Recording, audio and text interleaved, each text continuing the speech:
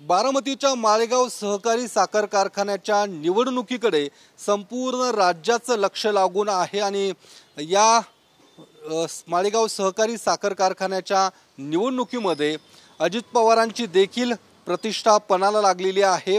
या माळेगाव सहकारी साखर कारखान्याच्या निवडणुकीत एकूण 4 पॅनल आहेत। चौरंगी अशी ही लढत या ठिकाणी पाहायला मिळते। अजित पवारांच्या नेतृत्वाखाली निळकंठेश्वर पॅनल तर चंद्रराव आणि रंजन तावरे यांच्या नेतृत्वाखाली सहकार बचाव पॅनल तर तिसरं पॅनल अर्थात शरद पवार गटाचा हा पॅनल आहे। बळीराजा पॅनल असं हे 3 पॅनल आणि अपक्षांची मोड बांधत चौथा पॅनल अर्थातच शेतकरी कष्टकरी पॅनल अशी ही चौरंगी लढत या माळेगाव सहकारी साखर कारखान्याच्या निवडणुकीत पाहायला मिळते।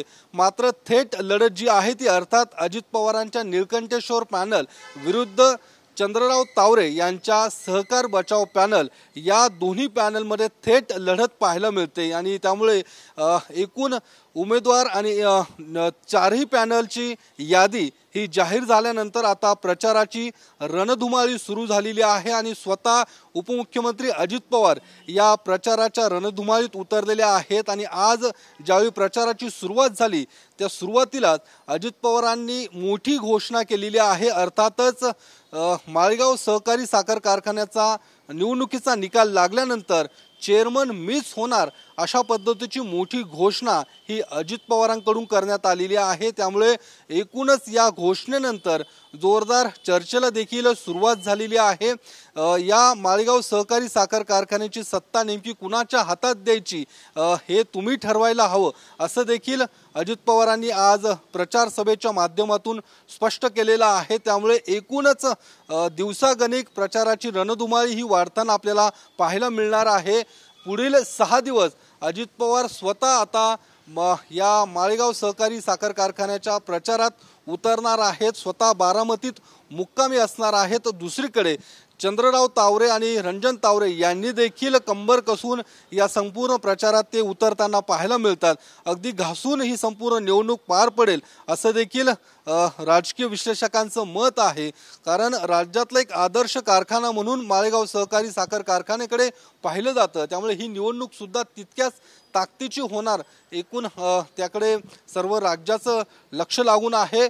22 तारखेला मतदान पार पडणार आणि त्यानंतर लगेचच निकाल देखील असणार आहे। मात्र या संपूर्ण निवडणुकीमध्ये ज्या पद्धतीने एकूण ऊस भाववाढीचा संदर्भातला मुद्दा असू दे किंवा सहकार बचावाच्या संदर्भात मुद्दे असू देत, एकूण शेतकऱ्यांचे जे काही मुद्दे असणार ते या संपूर्ण प्रचाराच्या रणधुमाळीत मांडले जाणार आहेत आणि या संपूर्ण भाजप विरुद्ध अजित पवार असं एकूणच या निवडणुकीत असणार आहे। आज ज्यावेळी प्रचाराला सुरुवात झाली त्यावेळी अजित पवारांनी शरद पवार गटाचा जो पॅनल आहे त्या पॅनलवरती एक शब्दही त्यांनी खरं तर उच्चारला नाहीये किंवा त्यावर टीका देखील केलेली नाहीये।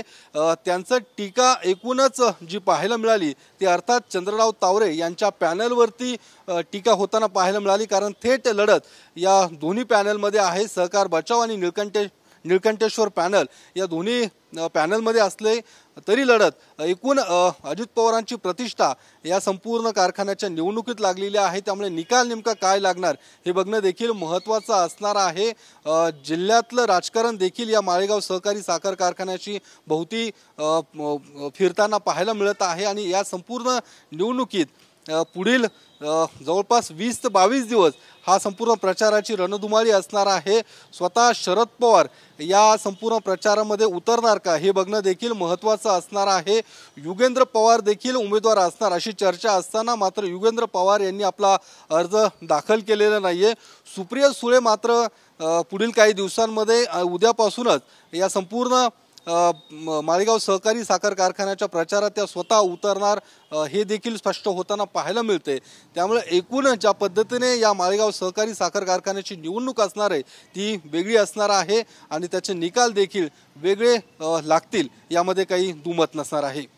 कॅमेरामन नागेश सहम योगेश बोरसे, TV9 मराठी, पुणे।